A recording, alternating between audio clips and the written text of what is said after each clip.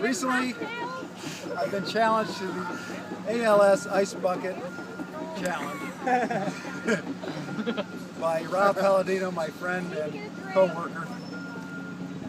Today I will be doing this for all the people who suffer from ALS or have passed. May God bless them. I, in turn, will challenge my two sons, Zachary and Noah, my friend Joe Haig, and my other friend Chris White, and one more friend, Rob Moretti. And in a little bit, I will do this challenge. Good videotape.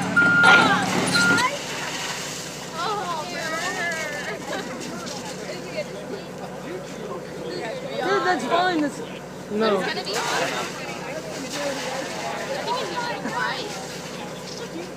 wow, we got.